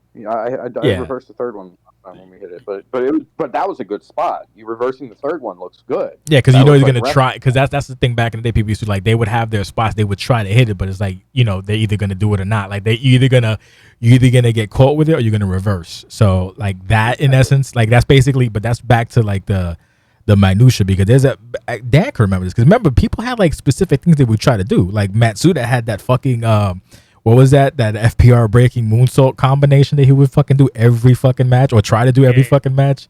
He would do 3 go ahead. 3 back-to-back moves, and you're only allowed to do 2 off the top rope. But it was the moonsault that he would do. He would do 3 grounded moonsaults or some shit like that, whatever it was. But yeah, like he would try, and sometimes he would get it, sometimes he wouldn't. The next part is I need to focus. Okay. Focus on what? I have to win, brother. I gotta win, or they're gonna drop me down the card, brother. Like Jim said earlier, right? Everybody wants to win because that's the nature of human beings. You want to win things. So like, I kind of get it, but like, there's not enough of a skill gap in this that focusing is going to get you anywhere. Yeah. All of these matches end with both people double red. All of them do. Usually, yeah. Usually, it's the same match over and over again. Like you're not gaining anything. Maybe somebody's got some sort of superpower, but most people don't need to. You can have the same effect whether you're completely focused on it or whether you're looking through one eye and playing with one hand, because the game's so easy to play. I only do it in tag matches with my partner. I wouldn't voice comm a TV match with an opponent. I don't want to be distracted and I'd probably play different. That's interesting. That is really like I don't know how to expound on that. Like that, it's like different. Play differently. How like more aggressive, more pensive. Depends on the person, I would guess. Yeah, like I'm wondering what they mean by playing differently. Like to be this, like to be. I get you know this you know what this might sound. This actually sounds like it might be Emp because I know Emp refuses to go on. Emp needs total silence to like play or whatever, which is I've always found to be annoying. But yeah, Confirmed. We did the click. We tried to do clickbait versus DNS. Obviously, it turned into Bash versus Bay. Yeah, but no, she did not come on the comms when the rest of us were on comms. Yeah, no, she won't. There's no like she will not go on comms at all because she said that like voices distract the fuck out of her. So this might be her. I just find it fucking differently to play differently. I don't know. Because she doesn't speak English and she has to do it through a translator. And there's no translator available on Xbox headset. That goes that fast? Yeah. Play differently. It's funny. Okay. All right, let's see what else we got. We got a couple. I'm just gonna put them in twos, I guess. Only sometimes due to some people not wanting to be on. Well, that's a personal preference, I guess. Not wanting to be on comp. So this person seems like they wanna do it, but it's like, yeah, I ain't gonna go on comp, brother. It's like, okay, I'll go fuck myself. Just depends on the day or stuff. I try to VC either before or after, depending on why. But most days I don't feel like talking to no one. That actually sounds like me if I fucking fill this out. Like as much as I'll do like a podcast or whatever or the voice chat, like I generally, like basically once this is done, my social battery is tapped for the remainder of the day. I'm not talking to nobody, whether it be in fucking Discord or whatever. I'll type a couple things, but I'm not gonna go back on voice because fuck all that. I guess sounds like me, but it's not. A kindred spirit, if you will. We can move on. Let's see what's the next one. Hold up. Not necessarily unless so it's you like tagging people understand that you need to like what you call it. I ain't talking to any of these animals that aren't my friends. Is that you, Dan? Is that you? Mine was already higher up. Oh. I ain't talking. It is a real thing though. There is like a split in I mean, not to go back to that thing that happened the other day, but there's definitely a split in who wants to talk to people and who doesn't. Like there's two tribes and they go to war. What's the next line in that song? I don't. Frankie Goes to Hollywood song. I have no idea what the fuck song you're talking about. Is it like a Cure song or something? Do. I don't. No, it's Frankie Goes to Hollywood. I don't know what the fuck that is. Anyway, it's irrelevant. But yeah, I can see that. I can see why people are. I feel like that's like what Tibi would say, but Tibi doesn't compete. They ain't my friends because that's just how I am. Okay, so to the point. I was very aggressive for no reason. Yeah. What? I ain't talking because of my friends, or because that you asked. I mean, because the way that you phrased the question, if you selected no to communication, please explain why. Exclamation mark. They're probably responding with because it's just how I am. Exclamation mark. I don't know who the fuck that is, but kudos to you. And then the other, I was never asked. I find it distracting. Okay, Gooch, Nami style. I don't know who the fuck that is, but I was never asked. People are asking each other, the people they want to talk to. So yeah, hey, you want to go out? I was like, no, I'll go fuck myself. Okay, no problem.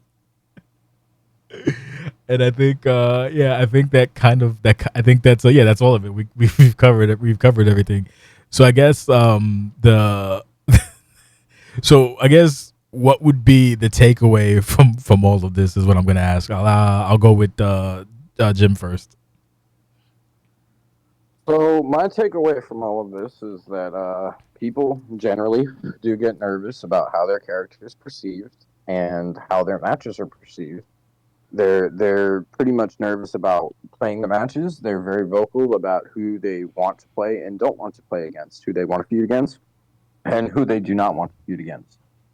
Also, I think something that I learned is there's a lot more indifference in these situations than I thought there was. There's some people that care a lot, and then there's other people like, whatever.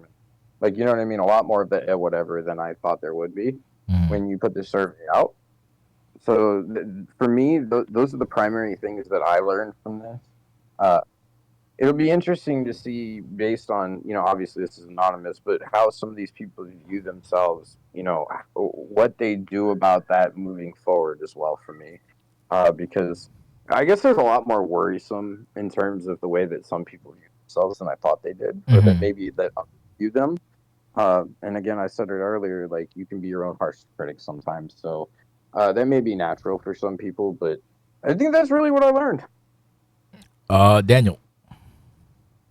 We're a ball of nerves in this site. Nerds or nerves? Nerdy nerves. Okay. Nervous nerds. Yeah, I was gonna say both. Yeah. People just need you're going to give yourself a coronary, and it's not worth it. Just please just try and relax. None of this is this serious, and I get people want to put themselves in a certain light, but we're just all here to have fun with our friends who we don't like, apparently. So yeah, that's my takeaway. Is just like Jim said, so many there can't be that many people that are that anxious. It doesn't feel right, but apparently there are. Like, why do people do it? Why did they put themselves through it? I think the funny thing is I would be curious. Like the one thing that I don't have a correlation to is like the experience gap versus the anxiety gap. Like there was no way for me, at least no way I could think of to gauge between the level of like anxiety versus the tenure. Like I wish I would have put something that would have like, okay, if if yes, how many years, like to figure out whatever, because that would probably be. Because I venture to guess that anybody that's in the like 1 to 5 category is probably more of the putting like yes to the anxiousness and this, that, and the third, because maybe they haven't been here long enough to kind of get. Go ahead. I would venture that that's 80% of that, to be honest with you. Like there may be some legends, maybe 80 to 90% of it though is 1 to 5 years. That would be my guess. No. Is that more people come in and haven't been here that long, and yeah, you'll have people who get nervous in their matches, and like there are even champions now that have been here a long time. But I think overall, the majority of that number, at least 3 out of 4 people, is going to be 1 to 5 years. Yeah, I feel like that's the case. I mean, I'll be curious to find out. Like maybe in the post on the discussion, someone wants to like chime in, like, oh yeah, that I put yes, and I'm here for like X amount of years. So like, okay, just to give me an idea. But at the same thing, you say it's not that serious. Like I don't think it's that serious as well. But we also do put in a lot of time. So the problem is that when you talk about seriousness or whatever, like if you kind of make it like, oh, it's no big deal, that's fine. But then they kind of, in my head at least, it kind of can deviate to, oh, so then why like not decreasing content, but be more nonchalant with like deadlines and everything. Oh, it doesn't matter, it's not that serious. Like, no, that's important. You have to be on your P's and Q's. You have to be timely with your content and stuff like that. That's the stuff that does matter, because ultimately we are a content creation, I guess, platform, or like an online magazine that's got a deadline. So like from that point of view, that is important because that's how things keep moving. But the actual match itself is the smallest portion of what you're doing here. In terms of like how you present yourself, how you do things, like winning and losing that match is the smallest part of anything we do here. So like, you don't need to be stressed about it. You don't need to have high blood pressure about it. Like I was thinking this just a minute ago when you were talking about the 1 to 5 year thing. So I've been reaching out to a few people to kind of like, how would you feel about doing a match for Ambition 100? Just people from the past. And all of them, they say to me, oh, that'd be fun. Like there isn't like I don't know, I'd be a little bit worried about whether I'd win or lose or whatever. I wonder if you ask that same question to some of the people who've left in the past 5 years, whether you would get that response, because it seems like it's a completely different experience day to day here now than it used to be. Like from a people feeling stressed about their matches point of view. Like, that never used to be the case. I mean, Leon used to get stressed about his matches. He used to say that his hands used to shake, but that's because he was insane. Like, he was the one who was, like... he was, like, the outlier. Everybody else was quite chill. And, like, I don't know. Like, if you're gonna... Like a generational thing. I don't know. Yeah, it might be. Like, if you're going to be stressed, like, the one thing you should be stressed on is making sure your shit gets done and gets in on time. That's what would be my principal concern. Like, I got to get this shit done. I got to get that. Not actually the nuts and bolts. Because what's going to happen is you're going to... Your stuff may or may not get critiqued, and it happens. But the thing is that, and not to diverge, because we're about wrapping up. It's like, for example, I'll give you this weird example. So I was actually want to do a Riot review on top of this, but I'm not going to. I'll do that. I'll just write that. It's fine. Victor Matt had a a promo on Riot. It was Turmoil. On Friday. Oh, I'm sorry, Turmoil on Friday. And basically, like, I don't, it wasn't great. And it was like 4 minutes, which is like, I mean, it was a 4-minute segment. So when I saw like a 4-minute rookie segment, okay, so I remember some people like being critical on Twitch chat, right? Which is fine, but you also have to take into consideration that when you're doing something for the first time, it's not necessarily going to hit. And then my takeaway from that is, okay, but when, that, like, if someone's talking nonsense, when they did their first and it wasn't great, like, why, keep that same energy? So think about what you're saying before you say it, more or less. Like, it's, when you first start, it's usually never going to be what it needs to be. And then you'll get it. You'll learn it eventually. So it's like, sometimes I get upset about that. Like, but then it becomes the fact, like, or let's say you have a promo, an audio promo, and it's not great. So we say, okay, it's too low, or it's your audio's peaking, or you need to fix it. Okay, cool. And the next one you do it, and it's just like the same issue. It's like, okay. And the next one you do it again, the third time, it's like the same issue. Like, at this point, people are like, all right, get your shit together. But when you're doing it the first time, like, you should be allowed grace. And I always find that like weird sometimes, I guess. I don't want to go into whataboutism, but that's one thing that I noticed that cheeses my grits. Like, my critique with that would be like, okay, first of all, you got to like do something with your audio, maybe normalize it or whatever, do Google. And second of all, as a rookie, we're not, don't hold me hostage. Say what you got to say and then get out. Like, that's what I was saying before. Like, the segments have gotten longer, and I'm not necessarily a big fan of super long segments, but if you can keep me engaged for that segment, or if you're good with your time, then it's fine. And for the most part, if you notice, I haven't been bitching about segment length because the people have been maximizing their minutes with what they're doing. So that's all well and good. So, but like, when you're a rookie, you may not know have that skill. So just don't try to like OD and then make a fucking face when someone comments on you. But by the same token, when you're commenting on somebody, take into consideration that this might be their first time doing it. So they have to learn, they got to crawl before they walk, like, and use that. Think about yourself when you started. So it's just sometimes shit like that happens and I get annoyed. Or like, we'll see someone kind of like verbally browbeat somebody and nobody says something, but God forbid you do it to somebody like Daniel or whatever. Then it's like, so it's like, come on, guys. So just people need to take that into consideration, on the sidebar. I just find that to be really interesting, especially with that Victor Matt promo, because that kind of stuck out to me. Discord itself and the way that people go at each other is maybe building this anxiety for people. Maybe because at the end of the day, like, I don't like. Yeah, I think because we say wins and losses don't matter, and they really don't. But then I know some people are, oh, you brought up a loss. Like, yeah, we're gonna do that, but it's not gonna like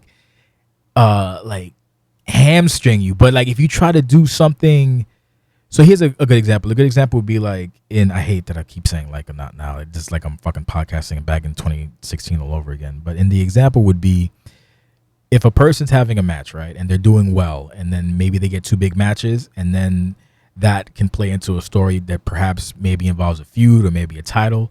That's one thing. And then we have another person who has like back-to-back losses or 3 losses in a row or whatever the fuck. And then that same person is going into like a championship thing. It's like, that's a little bit of a hard sell. You can understand that because back-to-back, it's like, oh, you're not doing, it's kind of weird. Does that make sense? You get what I mean? That would be like Sheldon calling out our Parker again right now. Yeah. So, well, that's a current example. Like, that would be an example, but it's like, in that sense, like in that case, wins and loss matter, but it's not like this overarching theme that your entire career is predicated on your win-loss record. And I think that people have the sentiment that their losses and wins mean everything because maybe I'll do it or maybe I'll giggle at somebody losing. But at the end of the day, it really doesn't matter as long as things make sense. If you can't, you can't skip ahead of the line if you fucking haven't won a match all season, unless maybe you're like in a fatal 4-way and that's the one you win. Like, it's like you've lost fucking like from March to now, and then you're in a 4-way and you somehow win that. Okay, and that's for a number of shit. That kind of makes sense. But if you're like just losing nonstop and then all of a sudden you're fighting for a title or some shit like that, you're trying, it's like, This sounds like he's got an actual. No, Situation. I don't at all. Actually, to be honest with you, I really don't. It's just like that's what I'm saying when like just as an example for something when it comes to wins and losses, because some people like to bring it up as if wins and losses like, to mock, and it's like no, don't do that. First of all, you're being a smart ass, and go fuck yourself, because I reserve my power. Like you know me, like I used to be able to make you super mad like on like easily. Now you've gotten old and married and shit, so it's very difficult now, but that was a power I used to have. I still have that power. I can tilt someone easily just because I don't know. But at the end of the day, I don't know, just don't be so stressed. Get your shit done. Yeah, relax. Get your shit done. And if people razzle dazzle you, okay, what are we gonna do? Cry about it. Come on, get over it. It's fine. That's another Frankie Goes to Hollywood song, by the way. Relax. Oh, that? Yeah. I look at Rex. Rex just fucking fights. He doesn't care. And if he loses, he loses. It's always he has that equity of being like a guy or the guy. I don't know. It's just I really did not expect this level of anxiety for matches. It's kind of strange. And then some of the people, like you said, are like they feel as though they're like, to say that you wasted years because you lost a match. What the fuck? It's not that serious. If you lost a bunch of shit and then you take yourself out the equation, that's a you thing. You could still be in the mix and bounce back or whatever. But if you just cut yourself out, and then like to give an example, like that would be like if Tibby won the title. He was champion for 2 weeks. And then he lost within 2 weeks or some shit like that. If he decided to just bench Tibby after that, that's on him. He went on to... That literally did happen to him. That's how I won the first world title. However, what he did was he went to main event in Summerside. Yeah, like... Afterwards. Yeah, So, I'm thinking if that happened to somebody else, like they were champion for 2 weeks and they lost on like they won on a Riot, and I think they lose on the pay-per-view? I don't remember. Was it a pay-per-view or... He won the Fatal 4-Way, and then I beat him on the following Riot because it was Riot 350. There was some sort of number. No, when he won on Riot and became champion, he became champion on Riot like in a basic, like I always say the story that it was like series. Yeah, it was like he wasn't gonna win. It's whatever. It's just a title defense, and then he wound up winning, and then he was champion for 2 weeks, right? That's what it was. That was the first one when he dropped it in 2 weeks, right? No. The first time he won it, he kept it for a while. Oh, so this was his second title match. You sure? Yeah, so the second time. Yeah, the second time was the time that he lost it after 2 weeks. Okay. Oh, all right, that makes sense. All right, so yeah, so he won. So he was champion for 2 weeks, and I feel like if this was somebody else, they would bench their character after the fact because now their character has no equity. And it's like, no, like why? Just fucking, you lost. So what? Go back. He platinumed his hair and he got cosmic nipples. Yeah, that was the creation of the betterness, and then the shit was fucking easy breezy. And then it took him 9 years to main event Resolution, and then you got people main eventing within fucking 3 years, and I don't know. It's just it's not that serious. Relax is what all I can really say.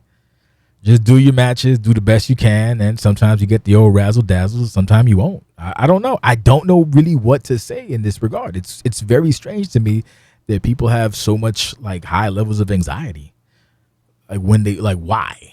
Like for someone like Drago, I understand because he's built this presence. But at the end of the day, relax yourself. You'll probably enjoy yourself better if you gave less of a fuck. Just try to have a fucking good match and tell a story that makes sense. And by that same token, not necessarily like that doesn't necessarily mean that if you're not on the pay-per-view that you failed. It just means that there wasn't a spot for you because let's be honest with you. I'm doing more heavy lifting nowadays, so I'm not trying to fucking do 9-10 matches every couple of weeks or 12 or some shit like that. Like I'm doing 8 or maybe even fucking 7, and we have 7 championships. So if those have any kind of like heft to them, those will probably be on the pay-per-views. That only leaves like a slot for 1. It doesn't mean that your story is less than. It just means that there's not space, and that's something that you have to expect or respect or whatever, because I'm not gonna do 12 fucking matches on a show for 4 hours, and I don't have the facilities for that anymore, big man.